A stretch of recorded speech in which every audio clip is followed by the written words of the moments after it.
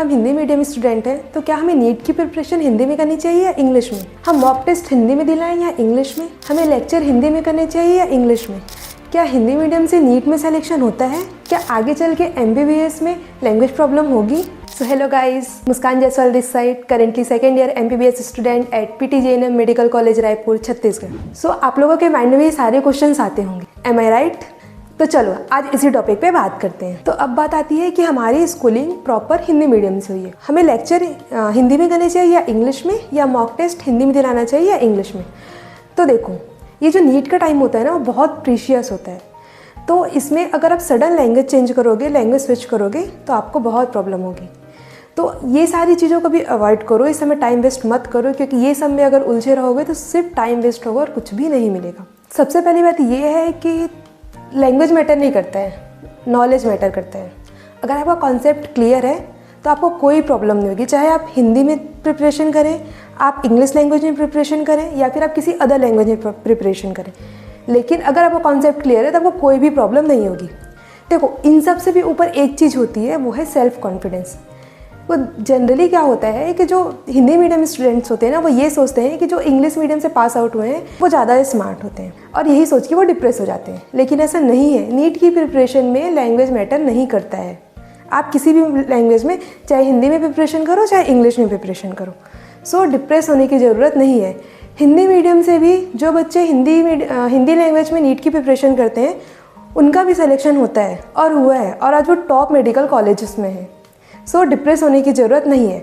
अपने ऊपर बिलीव रखिए। सबसे ज़्यादा इम्पॉर्टेंट है सेल्फ कॉन्फिडेंस। देखो, कई बार ऐसा रहता है कि हमें प्योर हिंदी भी समझ नहीं आती है। जैसे मेरे साथ क्या होता था, मैं हिंदी NCERT फॉलो करती थी, लेकिन उसमें कई वर्ड ऐसे रहते थे। हिंदी NCERT जो है उसमें हर चीज़ प्योर हिंदी में दिया हुआ है, तो उतनी हिंदी भी समझ नहीं आती थी।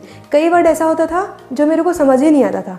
तो उसके लिए मैं क्या करती थी कि मैं मोबाइल में ही इंग्लिश के NCERT डाउनलोड करके रखी थी। तो जो मुझे हिंदी वर्ड समझ नहीं आते थे, मैं उसे इंग्लिश के NCERT से देख लेती थी।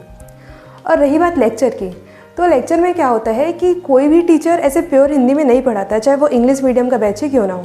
आप ऐसे टीचर को फॉलो करो जो हिंदी और इंग्लिश दोनों लैंग्वेज यूज़ करते हो। जैसे मैं अपनी जो पूरी प्रिपरेशन है हिंदी में की हूँ, लेकिन लास्ट ईयर जिस साल मेरा सिलेक्शन हुआ, उस साल मैंने इंग्लिश बैच परचेज़ किया था। उसका रीज़न ये था कि जैसे मैं भी ऐसा सुनी थी कि MBBS में अब आगे की पढ़ाई तो पूरी इंग्लिश में है, तो आगे चल के मुझे प्रॉब्लम होगी। और कई बार ऐसा रहता है कि कुछ वर्ड्स मुझे समझ नहीं आते थे हिंदी के, तो मैं इस बार क्या की थी कि इंग्लिश बैच परचेज़ की थी। तो उसमें मैं ऐसा देखी, मैंने पहले डेमो क्लासेस लिया था, तो उसमें ऐसा था कि सारा चीज़ इंग्लिश में नहीं होता है, हिंदी इंग्लिश मिक्स करके पढ़ाते थे। तो मुझे बहुत अच्छे से वो सारी चीज़ें समझ आ जाती थी। तो इसलिए आप ऐसे टीचर्स को फॉलो करो जो हिंदी इंग्लिश दोनों पढ़ाते हो। ये सारी चीज़ें बहुत बड़ी चीज़ें नहीं होती है, जितना बड़ा हम सोच के उसे बना देते हैं। तो ईज़िली सारी चीज़ें हैंडल हो जाएगी अगर आप करना चाहें तो। अब आता है मॉक टेस्ट। तो मॉक टेस्ट के लिए क्या करना होता है कि जो हिंदी लैंग्वेज में मॉक जो टेस्ट पेपर वगैरह रहते हैं ना, वो ज़्यादा अवेलेबल नहीं होते हैं। जितने भी मॉक टेस्ट वगैरह रहते हैं मेनली इंग्लिश में ही रहते हैं, ज़्यादा रिसोर्सेस अवेलेबल नहीं होते हिंदी के लिए। तो अगर आपको ज़्यादा से ज़्यादा टेस्ट पेपर सॉल्व करने हैं तो आप स्टार्टिंग में इंग्लिश के टेस्ट पेपर दे सकते हो। मैं क्या करती थी, स्टार्टिंग में मेरे को बहुत सारे क्वेश्चन पेपर सॉल्व करना रहता था, तो मैं स्टार्टिंग में इंग्लिश मीडियम के कुछ इंग्लिश लैंग्वेज के टेस्ट पेपर सॉल्व की थी। लेकिन इसमें दिक्कत क्या होती है कि इसमें थोड़ा टाइम ज़्यादा लगता है। अगर आप सोचोगे कि आप 3 घंटे में आप पूरे पेपर कंप्लीट करो, तो वो नहीं हो पाता। 3 घंटे 20 मिनट में पूरा कंप्लीट नहीं हो पाता। क्यों? क्योंकि थोड़ा लैंग्वेज प्रॉब्लम आती है। आप पूरा जो भी पढ़ाई कर रहे हो, पूरी NCERT पढ़ रहे हो, वो पूरी हिंदी से कर रहे हो, अचानक आपके सामने इंग्लिश में क्वेश्चन आ जाएगा तो आपको समझने में थोड़ा टाइम लगेगा। कुछ क्वेश्चन एकदम ईजी होते हैं, तुरंत समझ आते हैं, लेकिन कुछ क्वेश्चन ऐसे होते हैं जिससे बहुत टाइम वेस्ट होता है। तो ये एक्सपेरिमेंट आप नीट के एग्ज़ाम में नहीं कर सकते। ये अभी जब स्टार्टिंग टाइम है, जो नीट का भी है, जो प्रिपरेशन का स्टार्टिंग टाइम है, अगर आपको ज़्यादा टेस्ट पेपर सॉल्व करने तभी आप थोड़ा बहुत इंग्लिश वाले टेस्ट पेपर कर सकते हो। लेकिन एग्ज़ाम टाइम में, लाइक जब एग्ज़ाम में 2 से 3 महीने बचे हैं, तो उसमें आप जिस लैंग्वेज में कंफर्टेबल हो, जिस लैंग्वेज में आपको नीट का एग्ज़ाम दिलाना है, आप उसी लैंग्वेज में टेस्ट पेपर सॉल्व करना, क्योंकि इसी से आपकी प्रैक्टिस होगी। टेस्ट पेपर से ही सारी प्रैक्टिस होती है नीट की। तो सडन आप नीट में लैंग्वेज चेंज करोगे जाके एग्ज़ाम टाइम, तो बहुत दिक्कत होगी। तो आप अभी अगर आप चाहते हो तो 1 आध 2 टेस्ट जो है वो इंग्लिश में दिला सकते हो।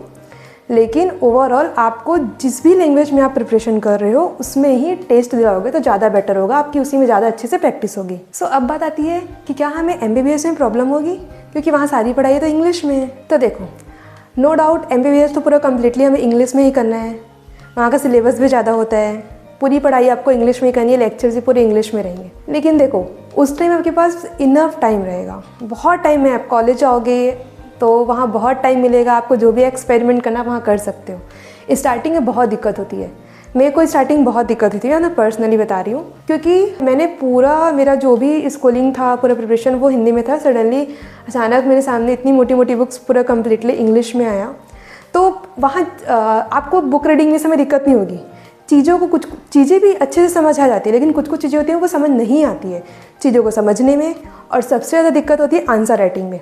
तो स्टार्टिंग में मेरे को बहुत प्रॉब्लम हुई थी, मैं बहुत डिप्रेस भी रहती थी, लेकिन वहाँ इतना टाइम आपके पास रहेगा कि आप सब कुछ मैनेज कर लोगे। धीरे धीरे धीरे धीरे वो जो सारी चीज़ें हैं ना, कॉलेज में जाके सब कुछ मैनेज हो जाता है। ये लैंग्वेज बैरियर, ये सब स्टार्टिंग में लगता है, स्टार्टिंग के 3-4 महीने बहुत दिक्कत होती है, लेकिन वो एग्ज़ाम आते आते सब कुछ मैनेज हो जाता है। सब कुछ एकदम हर चीज़ समझ नहीं आएगा, लेकिन हाँ, आप ट्राई करोगे तो सब कुछ समझ आने लगेगा। तो वहाँ पर आपके पास बहुत टाइम रहेगा, आप जितना भी एक्सपेरिमेंट करना वहाँ आराम से कर सकते हो। सो अभी नीट के टाइम सडन लैंग्वेज स्विच मत करना, क्योंकि सडन अगर आप लैंग्वेज स्विच करोगे, अदर लैंग्वेज में से जंप करोगे डायरेक्ट, तो फिर सिर्फ आप डिप्रेस होगे और कुछ नहीं। इससे रिलेटेड अगर आपको कुछ भी डाउट्स हैं तो आप कमेंट सेक्शन में मुझसे पूछ सकते हैं। सो अच्छे से पढ़ाई करिए, खुद पे बिलीव रखिए, everything is possible. Thank you, bye bye.